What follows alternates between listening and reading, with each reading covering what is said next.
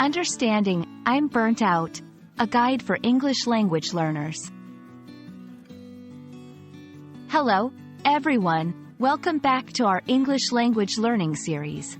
Today, we're going to explore a common English phrase that you might have heard, I'm burnt out. Understanding phrases like these can be crucial in both everyday conversations and professional settings.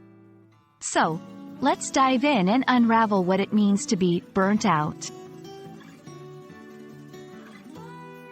I'm burnt out is a phrase used to express a state of exhaustion or depletion. It's often caused by prolonged stress or overwork. When someone says they're burnt out, they're not just tired. They're feeling emotionally, mentally, and physically drained. This phrase is common in professional contexts, where people might experience intense periods of work or stress.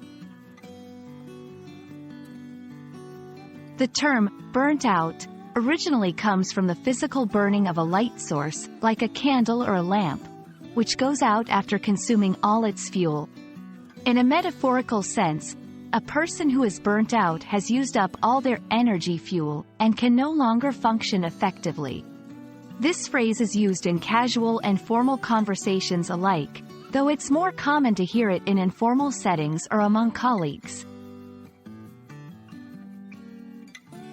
1. Workplace. After working on that intense project for months, I'm just burnt out. I need a break. 2. Personal life. Juggling my job, studies, and personal life has left me feeling completely burnt out. 3. Health and wellness.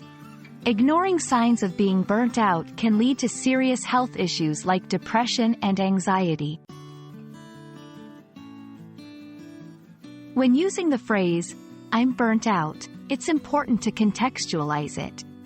For instance, if you're talking to your manager, you might say, I've been feeling really burnt out lately due to the heavy workload. This not only conveys your state but also hints at the cause, opening up a conversation for potential solutions. And that's all on the phrase, I'm burnt out. We hope this video helps you understand and use this phrase correctly in your conversations. Remember, feeling burnt out is a common experience, and expressing it is a step towards managing your well-being. If you found this video helpful, don't forget to like and subscribe for more. Stay healthy and see you in the next video.